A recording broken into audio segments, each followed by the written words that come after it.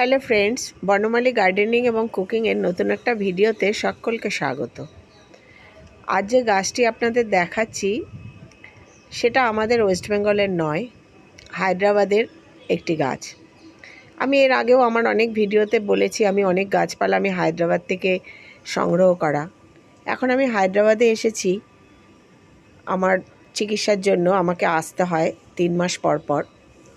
তা আমি এখানে এসেছি এবং যে বাড়িতে আমি থাকি সেই বাড়ির গাছগুলো আপনাদের দেখাচ্ছি। এত সুন্দরভাবে পরিকল্পিতভাবে এখানকার কাকিমা এটা করে যে এত সুন্দরভাবে গাছগুলো হয়। এই দেখুন সবেদা গাছে কী সুন্দর সবেদা ফুল ফুটে রয়েছে। আবার একই সাথে সবেদায় বড় মাঝারি সাইজের সবেদাও হয়ে রয়েছে। খুব যত্ন সহকারে ইনি গাছগুলো করেন। ওনাকে দেখে আমি আপ্লুত হই, অনুপ্রাণিতও হই।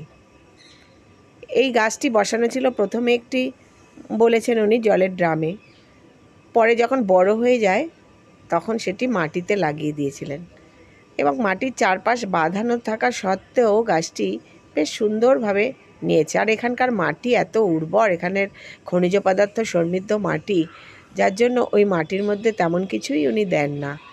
আর বলেন যে এই ফুলগুলো যদি এরকমভাবে পলিনেশন করে দেওয়া যায় তাহলে ফুলগুলো থেকে ফল অবধারিত হয়।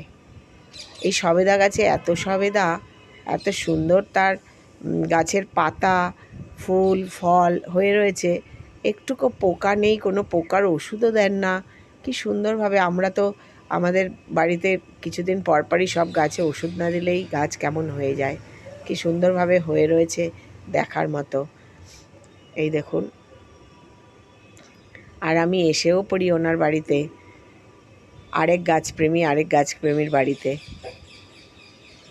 বেশ ভালোও লাগে আমার এখানে থাকতে, গাছপালাদের মাঝে। মনেই হয় না যে আমি চিকিৎসা সূত্রে এখানে এসেছি, মনে হয় যেন আমার বাড়ি ছেড়ে আমি আরেক বাড়িতে এসেছি।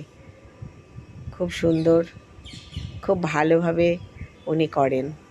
এই যে দেখুন গাছটির যেমন ফুলে ভরা তেমনি মাঝারি সাইজের ফলে ভরা, আবার এর থেকেও বড় বড় ফল রয়েছে যেগুলো উনি হারভেস্টও করেছেন।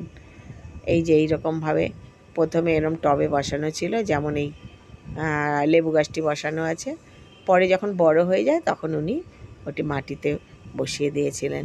এরকম অনেক গাছই উনি করেন, আপনাদের আমি দেখাবো। এরপরে একটি আনার গাছ কীভাবে উনি ওরকম টবের থেকে মাটিতে করে কত সুন্দরভাবে করেছেন। আর আমিও কিছু গাছপালা এসি যখন সংগ্রহ করব, যেসব গাছের ডাল থেকে হয় আমি সেগুলোই নিতে পারবো। হ্যাঁ, দেখুন গাছটার লুক একদম সবুজ। এখানকার ওয়েদার এখন নাতিশীতোষ্ণ, না খুব গরম না খুব ঠান্ডা, কিন্তু ওয়েদার যখন আমি আসছিলাম দেখছিলাম 32 থেকে 35 ডিগ্রি, ভাবলাম খুব গরম হবে, কিন্তু এসে দেখলাম খুব সুন্দর ওয়েদার। বৃষ্টি বৃষ্টি একটু হয়, কেউ এখানে ছাতা ব্যবহার করেন না, বাইরে যান যে, আবার বৃষ্টি কমেও যায়। আর গাছপালাগুলো এরকম ওনার জলের ব্যবস্থা রয়েছে, এত বড় ট্যাঙ্কি নিচে রেখেছে এই গাছগুলোর জন্য যে অনবরত, বেশিরভাগই তো গ্রীষ্মপ্রধান, তাই জল দিতে হয় খুব। জলের ব্যবস্থাও রয়েছে খুব ভালোভাবে। গাছপ্রেমী মানুষ গাছের সাথেই থাকেন, আর আমারও খুব ভালো লাগে এখানে এসে। এই দেখুন একটি কলা গাছ আবার উনি পুঁতেছেন একটা ড্রামের মধ্যে, এবং তার থেকে আবার গোড়া থেকে এরকম, আমাদেরও যেমন কলা গাছের গোড়া থেকে এরকম চারা বেরোয়, এখানেও বেরিয়েছে এরকম চারা।